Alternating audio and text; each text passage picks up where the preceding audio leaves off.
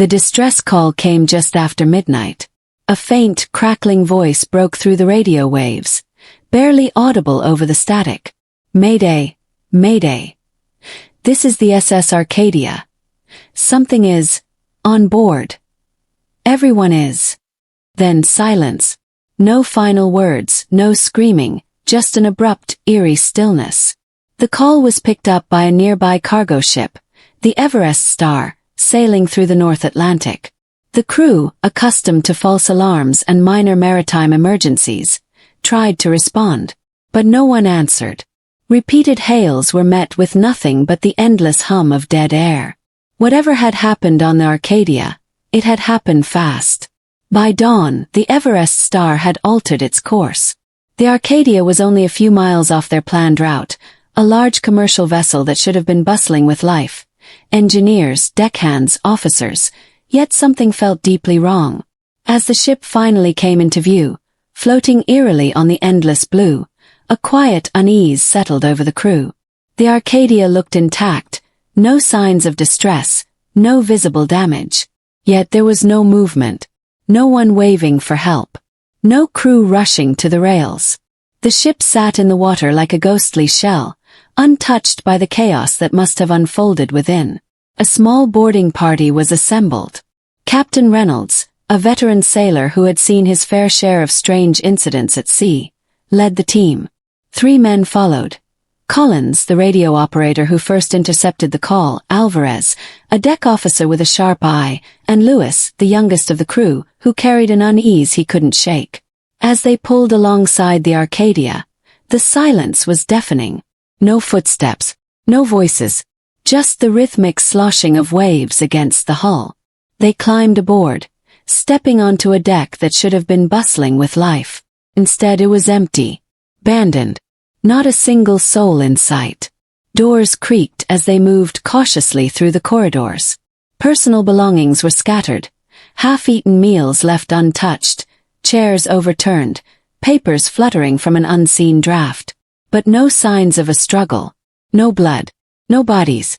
It was as if the entire crew had simply vanished. Then Collins found the captain's logbook in the bridge. The last entry was written in shaky, uneven handwriting. We are not alone. It's inside the ship. Watching. Waiting. If anyone finds this, run. A cold dread settled over them. Whatever had happened here, it wasn't over. And then from the darkness of the lower deck, came a sound, a slow, dragging noise. Something was still on board. Something wasn't human. Collins felt his breath catch in his throat. The sound was faint, but unmistakable. A slow, deliberate dragging noise from somewhere below deck. It echoed through the stillness, setting his nerves on edge. He shot a glance at Captain Reynolds, whose face remained stoic, though his grip on the flashlight tightened. Alvarez and Lewis stood frozen, their eyes darting to the shadowed stairwell leading down into the ship's lower levels. For a moment no one spoke. The only sound was the distant groan of the ship's structure, shifting with the ocean's gentle movement. Collins swallowed hard. He had been at sea for years, had seen men break under pressure, had heard stories of ghost ships and vanished crews, but nothing like this. The air itself felt wrong, thick with something unseen, something waiting. Captain Reynolds made the decision. We check below, he said, his voice firm but low. We don't split up. We stay together, move slow. Alvarez hesitated. Captain, if this was some kind of attack, pirates maybe, we should get back to the Everest Star and radio for help. Reynolds didn't look at him. His eyes remained fixed on the stairwell. There were no signs of a fight. No blood. No bodies. He exhaled sharply. This wasn't pirates. No one argued. Lewis, gripping the flashlight with white-knuckled hands, took a shaky step forward. The others followed. Their footsteps sounded unnaturally loud as they descended.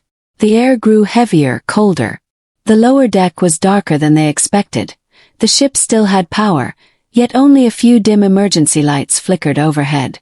The corridor stretched before them, lined with doors to crew cabins, storage rooms, and the engine room beyond. Then they saw it. The first real sign that something had gone terribly, terribly wrong. A single shoe, lying in the middle of the hallway. A work boot. Next to it, a screwdriver, its handle sticky with something dark. Not blood, at least it didn't look like it. More like an oily substance, black and slick, pooled in tiny drops leading toward the engine room. Lewis whispered, "What the hell is that?" No one answered. Collins bent down, hesitating before touching the substance. It smelled faintly of something he couldn't place. Metallic, but not quite rust. More like the scent that lingered in the air before a lightning strike. He wiped his fingers on his pants, suddenly eager to move on. They pressed forward, stepping over the scattered tools, past open doors revealing empty crew quarters. The beds were unmade, belongings strewn across the floor. It was as if the crew had left in a hurry. But where? Then Alvarez grabbed Collins' arm, stopping him. "Listen." The dragging noise had stopped. For the first time, the silence wasn't empty. Felt like something was listening. Then a new sound. Slow rhythmic tapping. Not loud but deliberate. It was coming from inside the engine room. Reynolds signaled for them to move in.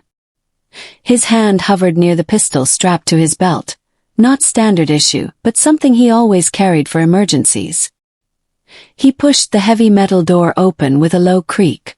The engine room was massive, filled with towering machinery, pipes hissing with steam, the hum of generators filling the air. Everything seemed operational. So why had the crew abandoned ship? Then Collins saw something that made his stomach drop. On the far wall, someone had written a message in large, uneven letters. A warning scrawled in what looked like grease. "Don't look at it." His mouth went dry. "Don't look at what?" Before anyone could respond, Lewis let out a sharp, strangled breath. His flashlight beam had landed on something just beyond the machinery. Figure. No, a shape. It was humanoid but wrong. Just standing there. Not moving. Not breathing. The light flickered over its form, revealing something that didn't make sense. Its surface wasn't flesh, wasn't clothing. It was shifting like liquid metal, but fractured, like looking at a shattered mirror that was somehow holding itself together. The reflections on its surface twisted unnaturally, warping the light, bending reality around it. Then it twitched, just slightly, as if it knew it was being watched.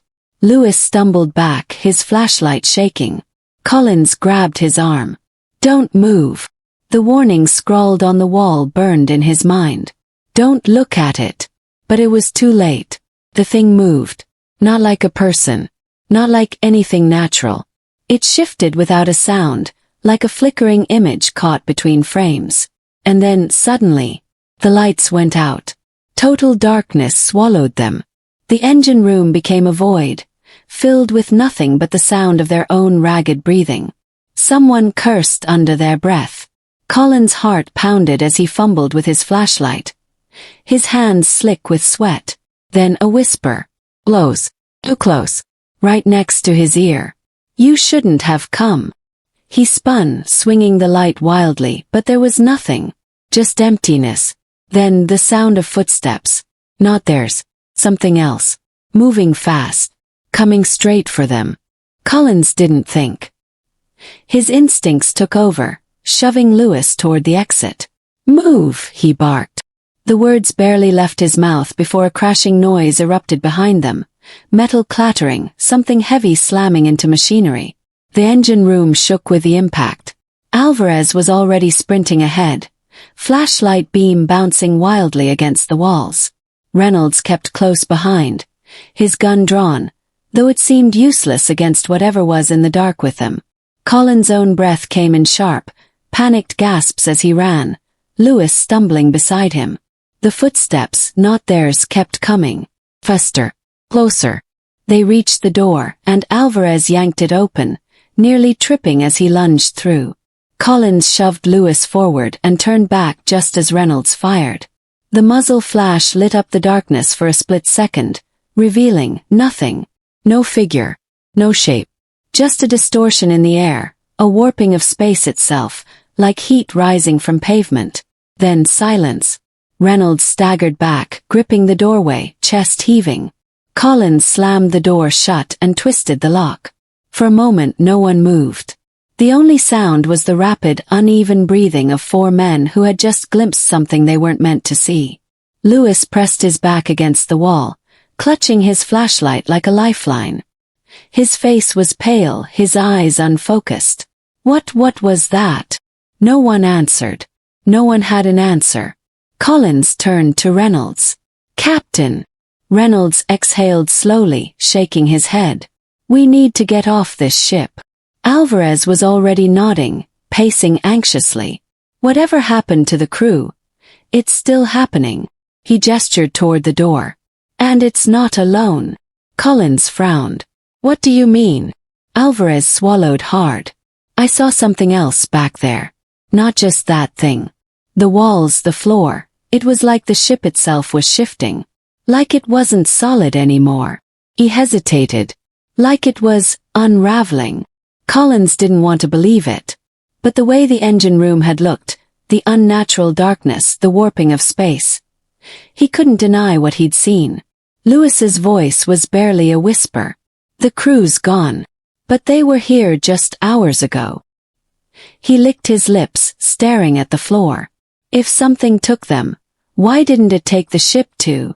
A long silence followed. It was a question none of them wanted to think about. Reynolds straightened, pushing down whatever fear was gnawing at him. "We need to reach the bridge. If there's any chance of getting this thing under control, we'll find it there." Alvarez hesitated. "And if the bridge is empty?" Reynolds' jaw tightened. "Then we find a way off this ship. Fast." No one argued. They moved quickly, keeping close together. The corridors seemed different now. Longer. Darker. The emergency lights flickered overhead, casting twisted shadows that seemed to stretch and shrink with each step. Collins tried to shake the feeling that something was watching them. Then, as they turned a corner, they found the first body. Collins nearly stumbled over it. A man in a crew uniform lay sprawled against the wall, eyes wide open, mouth slightly parted as if caught mid-scream. But there were no wounds, no blood. He looked untouched, except for one thing. His skin was gray. Not pale, not lifeless, but wrong. Like something had drained the color, the warmth, the very essence from him. Alvarez knelt beside him, checking for a pulse. He pulled back almost instantly. His face twisted in revulsion. "His skin!" He swallowed hard. "It's cold. Too cold." Collins reached out, hesitating before pressing 2 fingers against the man's neck. The moment his skin touched the crewman's flesh, a jolt of something shot up his arm, a deep, numbing cold spreading like frostbite. He yanked his hand back, his breath hitching. Reynolds saw it too. "That's not just death," he muttered. "That's something else." Lewis turned away, rubbing his arms as if to shake off an unseen chill. "Let's just go. Please." No one needed convincing. They left the body behind, pressing onward. As they neared the bridge, the ship groaned beneath them, a low, shuddering sound that rattled the metal walls. Collins had spent years at sea. He knew how a ship was supposed to sound, how it was supposed to move. But this wasn't right. It was as if the Arcadia itself was shifting, responding to something unseen. They reached the heavy door to the bridge. It was closed but not locked. Reynolds hesitated, then pushed it open. The bridge was empty. But it wasn't abandoned.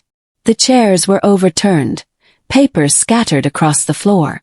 The control panels flickered erratically, screens displaying unreadable static. The ship's wheel, meant to be a solid fixture, was slowly rotating on its own, moving in small, unnatural jerks. And then there was the window. Collins felt his stomach drop. The massive reinforced glass that overlooked the ocean wasn't reflecting the waves or the sky. It wasn't reflecting anything at all. Instead, it showed something else. Black expanse. Not darkness. Not emptiness. Something deeper. A void that seemed to stretch forever, shifting with impossible shapes that almost looked like faces. Twisting, touching, waiting. Lewis let out a strangled gasp. Oh God! Alvarez took a step back. This isn't real. This can't be real. Reynolds moved forward, gripping the control panel, scanning for any sign of communication systems still functional. We need to send a distress signal. Now. Collins wasn't looking at the controls. His eyes were still on the window. The shifting blackness, the twisting shapes. Then, in the middle of it all, something moved. Not a reflection. Not a trick of the light. Something stepped forward from the void.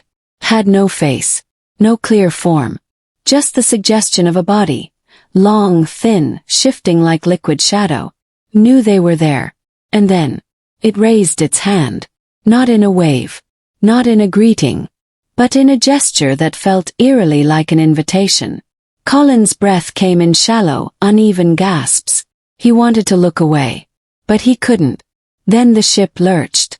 The entire Arcadia groaned, metal shrieking as the floor tilted beneath them. Alvarez slammed into the wall. Lewis dropped to his knees, clutching his head. The static on the control panels flared, screeching with an inhuman noise, a distorted voice whispering in a language no one understood. Reynolds gritted his teeth, gripping the edge of the panel. We're leaving.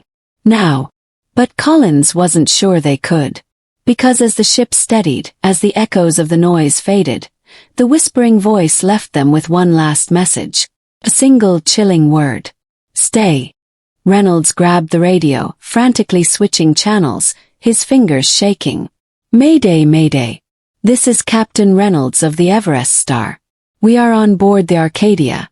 The crew is gone, something is here. We need immediate evacuation. Static. A thick, suffocating silence hummed through the bridge, broken only by the flickering of failing lights. Collins backed away from the window, unable to shake the feeling that the thing beyond the glass, watching, had moved closer. But the blackness outside didn't behave like the ocean. It didn't ripple or shift with the wind. It absorbed everything, swallowing even the faintest glimmers of light. Lewis was still on the floor, his hands pressed to his ears, shaking his head over and over. It doesn't want us to leave, he murmured, voice cracking.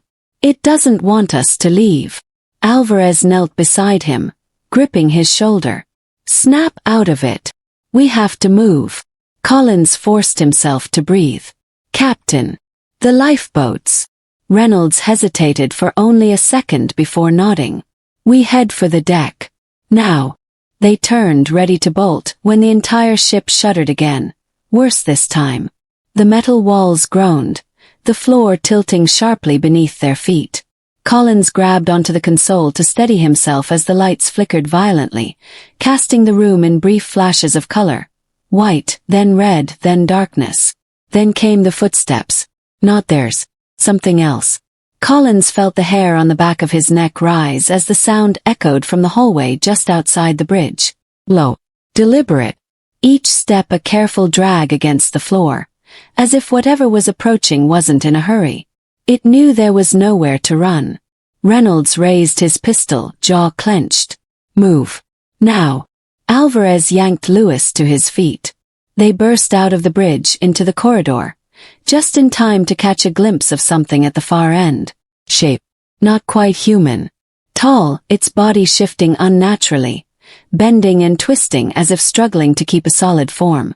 It didn't walk, it glided, its movement unsettlingly smooth, like it existed just out of sync with reality. Then it turned its head. There were no eyes, no features. But somehow, Collins felt its gaze lock onto them. And then it moved. West.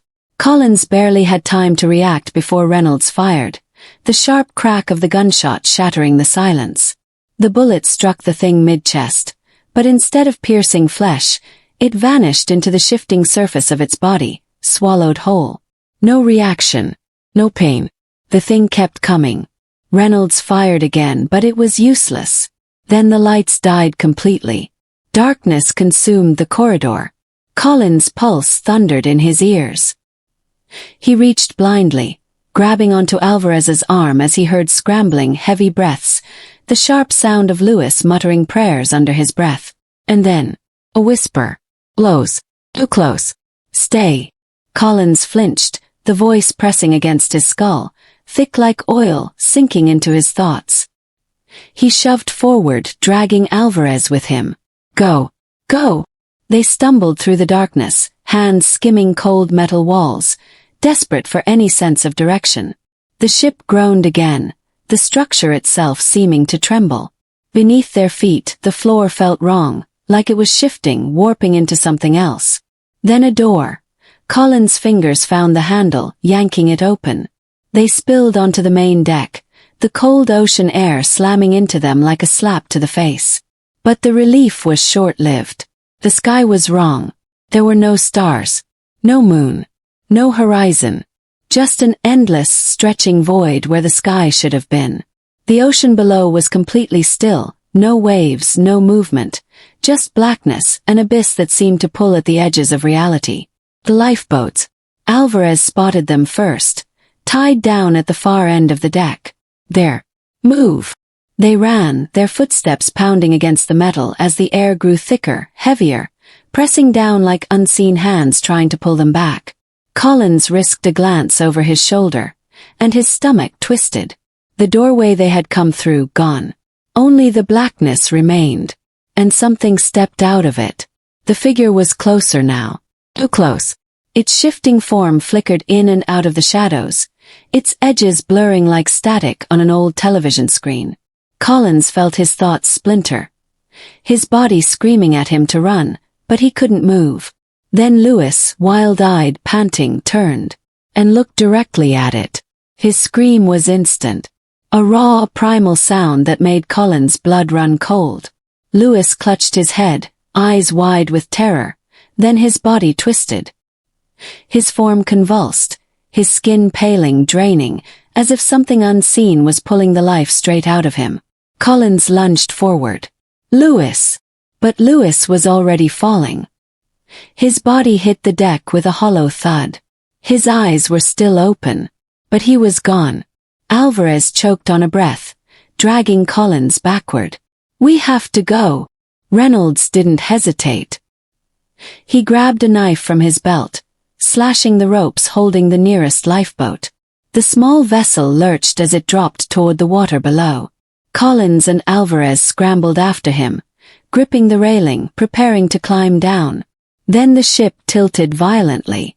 Collins nearly lost his footing as the Arcadia groaned, metal screaming as if the entire structure was being pulled downward. He looked toward the horizon, or where it should have been, and saw it. The void was growing, spreading, swallowing the ship piece by piece. And something was rising out of it. Not just one figure, not just one thing. Many. Their shapes were forming, shifting, twisting in the blackness, dozens of them, hundreds, pulling themselves free from the abyss. Reaching. Coming. Reynolds shoved Collins toward the lifeboat. Go. Now. But even as Collins moved, even as he scrambled toward the edge, he knew. They weren't escaping. Not yet.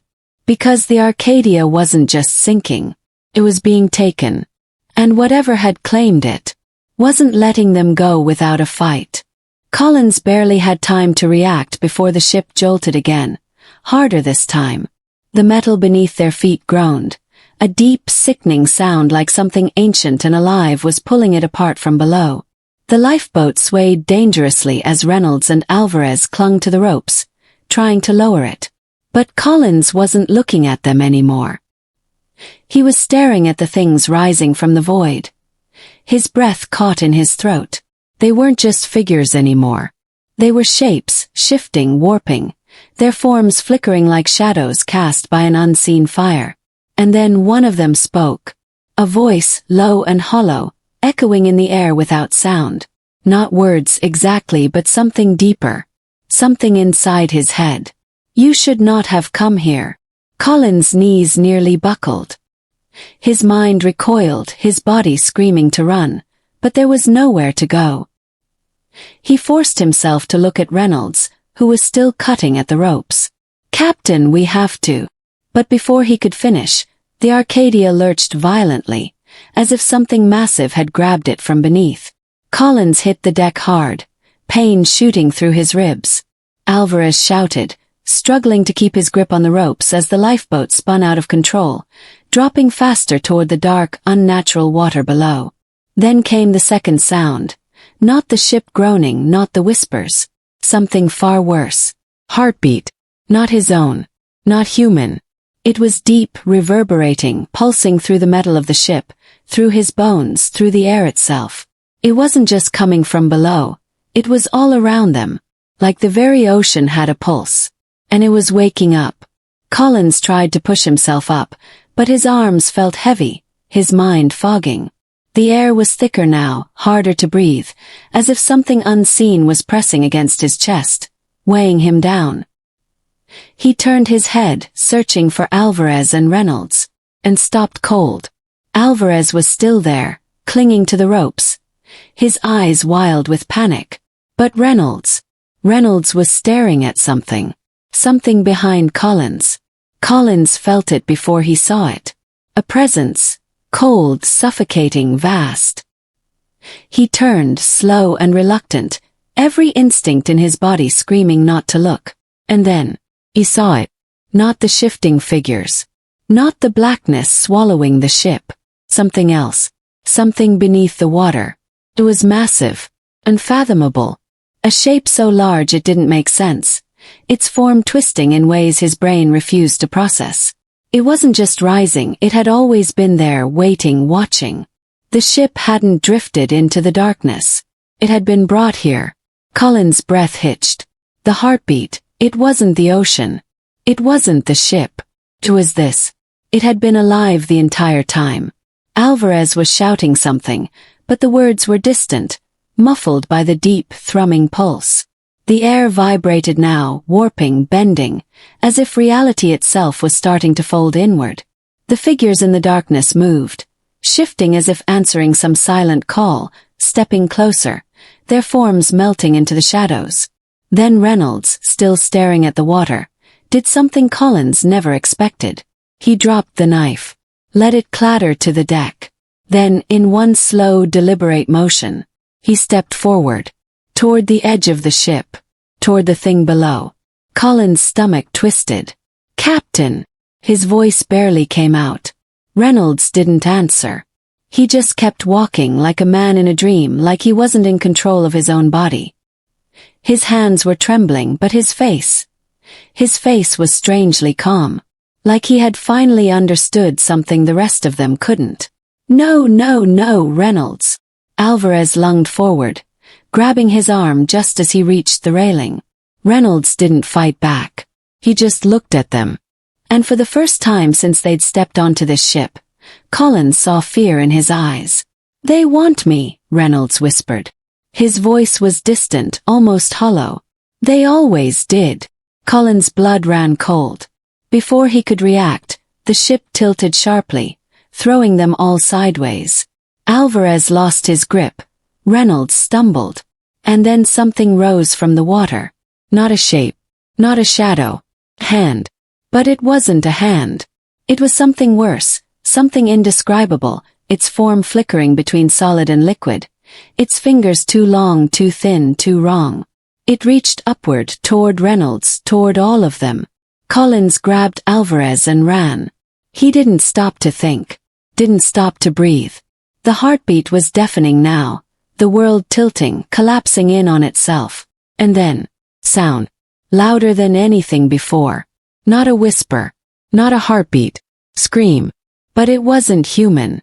It wasn't coming from the figures or the shadows or even Reynolds. It was coming from the Arcadia itself. As if the ship was alive. And it was afraid. Collins felt his body lurch as the ship tilted even more violently, the entire structure groaning under an unseen force. The scream, the one that wasn't human, wasn't from anything living, ripped through the air, vibrating through his skull. It felt like the Arcadia itself was being torn apart from the inside out. Alvarez was gasping beside him, struggling to keep his footing as they stumbled toward the lifeboat. But Collins couldn't stop looking back, because Reynolds was still there, standing at the edge of the deck, staring down into the abyss below. And the hand, if it could even be called that, was still reaching for him. The captain turned his head slightly, locking eyes with Collins one last time. There was something in his expression. Not fear, not regret. Something closer to acceptance. Then he let go. Collins' heart slammed against his ribs as he watched Reynolds step forward. His body tipping over the edge. The air itself seemed to swallow him, pulling him downward, into the waiting grasp of whatever lay beneath the ship. And then he was gone. No splash. No impact. Just silence. The heartbeat that had been shaking the air, the metal, the very fabric of reality stopped. For a second everything froze. Then the Arcadia started sinking. Not like a normal ship. Not like something giving way to the ocean. It was being dragged down. The shadows, the figures, they were closing in, their forms twisting together, merging with the ship, consuming it piece by piece. Collins felt his breath catch in his throat. If they didn't move now, they would be next. Alvarez was already climbing into the lifeboat. His hands shaking as he struggled to untie the last rope. Collins! Move! Collins forced his legs to move, scrambling forward just as the deck beneath him buckled. He jumped, barely catching the edge of the boat as Alvarez grabbed his arm and pulled him in. The moment Collins' body hit the seat, Alvarez cut the last rope. The lifeboat plummeted toward the black water below. For a terrifying second, Collins thought they were going to vanish just like Reynolds, swallowed whole by whatever was lurking beneath the surface. But then impact. The lifeboat hit the water hard, rocking violently as they clung to the sides, breathless, hearts pounding. Collins looked up, his chest heaving. The Arcadia was still sinking, but now, it wasn't just a ship anymore. It was changing. The metal twisted unnaturally, the structure warping, its shape no longer following any logic.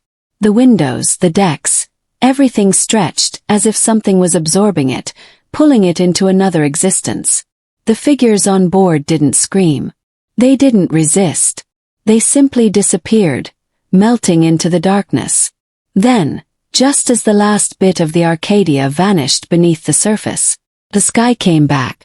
The void, the endless blackness that had consumed everything, gone. The ocean rippled again. The stars returned.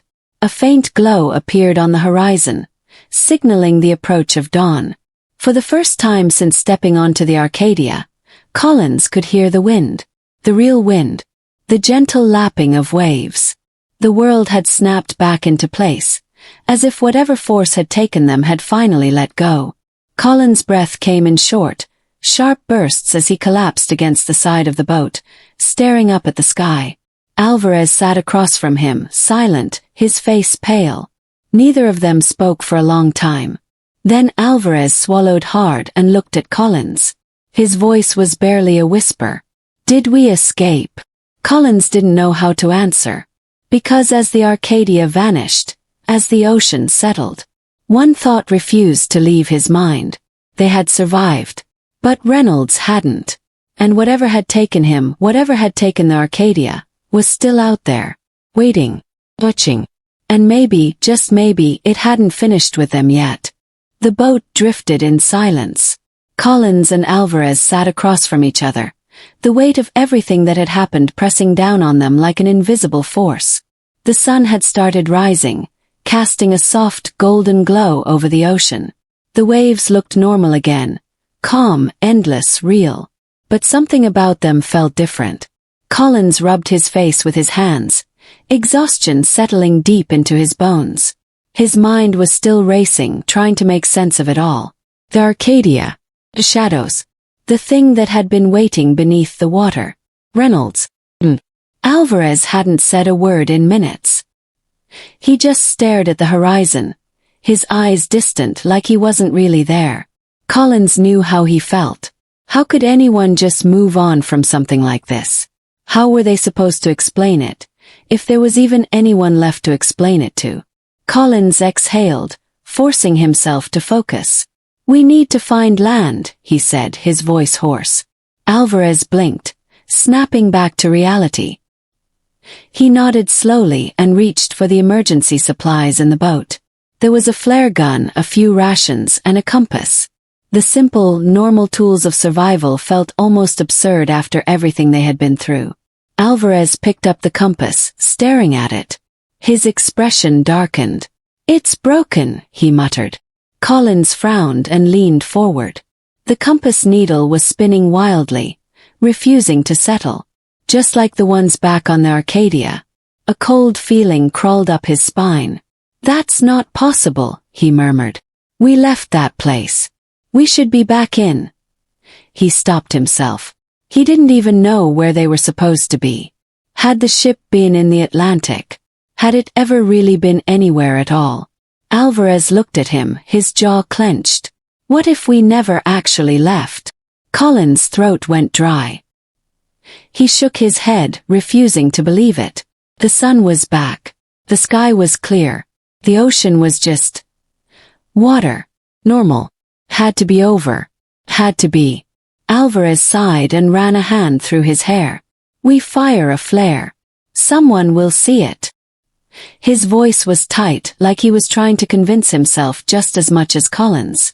Collins nodded, and Alvarez raised the flare gun, aiming it toward the brightening sky. He pulled the trigger. A burst of red shot up, arcing high above the water. For a moment, it was the brightest thing in the sky, burning like a beacon against the dawn. The two men watched it rise, watched it flicker. Then it vanished. Not burned out. Not drifted out of sight.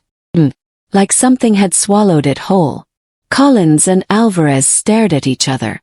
Neither of them spoke. There was nothing left to say. The silence stretched between them, heavier than before. Collins' heartbeat pounded in his ears. His mind tried to form an answer, tried to rationalize what had just happened. Maybe the air had distorted it. Maybe. But no. The truth was sinking in now, cold and undeniable. They hadn't escaped. Not really. Maybe they were still trapped in whatever had taken the Arcadia. Maybe it had let them go just far enough to think they were free. Or maybe, just maybe, it was watching them, waiting to pull them back when it was ready. Collins clenched his fists, a sinking dread filling his chest. "We keep going," he said firmly. "We row. We don't stop." Alvarez nodded, though his hands trembled as he reached for the oars. The boat rocked gently as they started moving, the sound of wood cutting through water the only noise in the vast emptiness around them. The minutes dragged into hours. The sun climbed higher. Still there was no sign of land. No birds. No distant ships. Just the ocean. Collins kept rowing, his arms aching, his body screaming for rest. But he didn't stop. He wouldn't stop. They had to keep going. They had to believe there was a way out. And then, on the horizon, shape. Collins nearly dropped the oar. "Alvarez, look." Alvarez turned, his breath catching. There, in the distance, was a ship. Not a massive cargo ship. Not a shadow in the mist. Real ship. Collins grabbed the flare gun again. His hands shaking as he loaded another round. He fired. This time the flare didn't vanish. It burned bright against the sky, cutting through the air like a lifeline. The ship in the distance changed course. Alvarez let out a breathless laugh, almost in disbelief. "They see us," he whispered. Collins didn't take his eyes off the ship. He wanted to believe it. Wanted to believe they were finally going to be okay. But deep down something still didn't feel right. The ship was getting closer now. He could make out the details. White hull, dark windows, a name painted on the side. Collins' stomach twisted into a knot. Because the name was Arcadia. His breath hitched. His pulse roared in his ears. Whoa. That wasn't possible. Had sunk. They had watched it disappear. And yet there it was. Coming for them. Alvarez saw it too. His face went pale. "No," he whispered. "No, no, no." Collins grabbed the oars and started rowing away, but it was useless. The ship was faster. It loomed closer, the water around them shifting, rippling like something just beneath the surface was waiting, pulling them back in. Collins and Alvarez turned to each other at the same time, their faces mirroring the same terrible realization. They had never escaped. They never would. The Arcadia was waiting. And this time it wasn't going to let them go. The last thing Collins saw before the shadows took them was the familiar figure of Reynolds standing at the bow. His eyes black as the abyss itself, smiling.